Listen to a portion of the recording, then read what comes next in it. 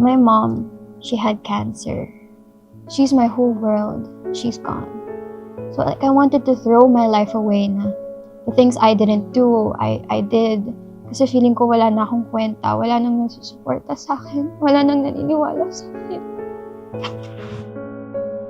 Basically, I wanted to die na din. There were many instances na,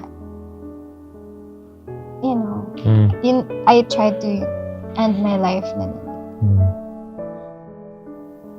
Okay, naman na. Basta, wag mo na isipin. Pag kailangan mo kausap, nandito na ako. And I'm okay naman na. Hindi na pwedeng isipin pa yun. Okay? Tama na. Oo. Past is past.